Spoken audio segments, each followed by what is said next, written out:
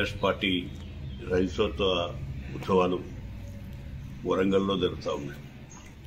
వరంగల్ దగ్గర ఎలకతుర్తి క్రాస్ రోడ్లో భారీ బహిరంగ సభ, అంటే దాదాపు 10-15 లక్షల మంది ఆ యొక్క సభకు వచ్చేసి దాన్ని విజయవంతం చేయడానికి సన్నద్ధమై తరలి వెళ్తున్నారు. కొందరైతే ఎడ్ల బండ్ల మీద, కొందరు పాదయాత్రతోటి, ఇక ఏ విధంగా వీలైతే ఆ విధంగా మొత్తం ప్రజానికం కదిలిపోతున్న విషయం ఇక్కడ ముఖ్యంగా గమనించాలి. ఎందుకంటే గత 10 ఏళ్ల కాలంలో కేసీఆర్ గారు ఎన్నో అభివృద్ధి కార్యక్రమాలు చేసిన విషయం మనం మర్చిపోలేం.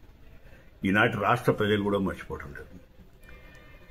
సంవత్సరం నరలోనే ఇప్పుడున్న కాంగ్రెస్ ప్రభుత్వం మాయమాటలతో అధికారంలోకి వచ్చి మళ్ళీ అదే పందాలో అధికారంలోకి వచ్చినాక కూడా మాయమాటలే చెప్తుంది, కానీ ఒక్కటి కూడా వాళ్ళు ఇచ్చిన హామీలు అమలు చేస్తుందనే విషయాన్ని ఇక్కడ ప్రజలు గమనిస్తారు.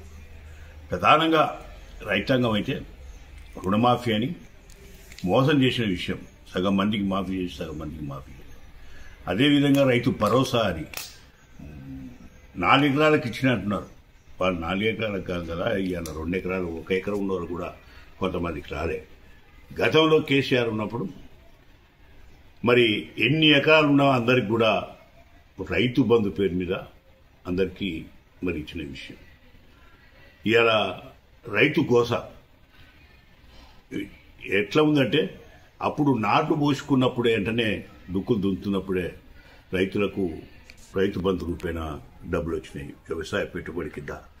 కానీ ఇప్పుడు రైతు భరోసా అని పొలాలు కోసినా ఇంతవరకు వాళ్లకు రైతు భరోసా పేరు మీద మరి ఎకరా ఒక్కటికి 15,000 ఇస్తా అని చెప్పి ఇలా 12,000 అని చెప్పి కూడా మాట మార్చి అవి కూడా ఇయ్యే దుస్థితి ఇవాళ ఈ ప్రభుత్వానికి ఉన్నది.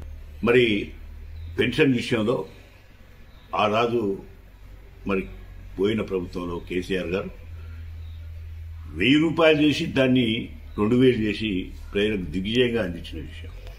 కానీ ఈనాడు 2,000ది 4,000 చేస్తా అని చెప్పి హామీ ఇచ్చి 2,000 సకంగా వేయలేని పరిస్థితి ఈనాటి ప్రభుత్వంలో ఉన్నది.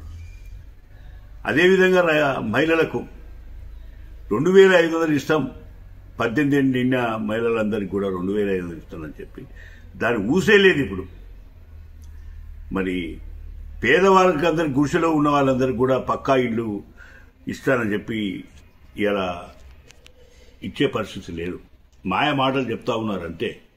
కానీ మంత్రులు తలా ఒకసారి ఓ ప్రకటన చేస్తూ ఉన్నారు. ప్రకటనల వరకే పరిమితం అయిపోయిన విషయం ముఖ్యంగా గమనించాలి.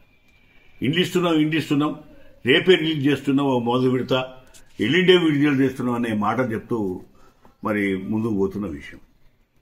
అదేవిధంగా తుమ్మల నాగేశ్వరరావు గారు అయితే నేను ఈ మే 1 రైతు భరోసా వస్తుంది మీకు అని చెప్తా ఉన్నాడు. మే లేదు, ఏది లేదు, ఇంతవరకు వాళ్ళు ఆ మూసే లేదు. అప్పుడప్పుడు ముఖ్యమంత్రి మాత్రం బాగా తిట్ల దండకంతో మాత్రం బాగా పేరొంది ఉన్న విషయం. దీన్ని అన్నింటినీ సమ్మేళనం చేసి రేపు మరి వరంగల్లో జరుగుతున్న ఈ రైతోత్సవాన్ని దిగ్విజయం చేయడానికి ప్రజలందరూ యావత్ తెలంగాణలో, అటు ఆదిలాబాద్ నుంచి ఇటు నాగార్జున సాగర్ వరకు, అటు మరి కోదాడు, ఖమ్మం, మొత్తం యావత్ తెలంగాణలో ఉన్న రైతు సోదరులు అయితేంది, పేద వర్గాలు అయితేంది, మొత్తం కార్యకర్తలంతా కలిసి ఈ ప్రభుత్వాన్ని సంఘటనలో తెలుసుకోవటానికి సంసిద్ధంతో ఉన్నారనే విషయాన్ని ఇక్కడ ముఖ్యంగా గమనించాలి. మామూలుగా లేరు, బాగా కోపంగా ఉన్నారు. గత ప్రభుత్వమే బాగుండే, మరి ఇప్పుడు ఈ ప్రభుత్వం మాయమాటలు చెప్తున్న ప్రభుత్వమే కానీ పని ప్రభుత్వం కాదు. గత ప్రభుత్వం అయితే బాగా పనిచేసింది, రైతులకు, పేద ప్రజానికానికి అందరికీ సహకరించింది. మరి ఈ ప్రభుత్వం మాయమాటలు చెప్తుంది కానీ ఏమీ చేస్తలేదనే విషయాన్ని.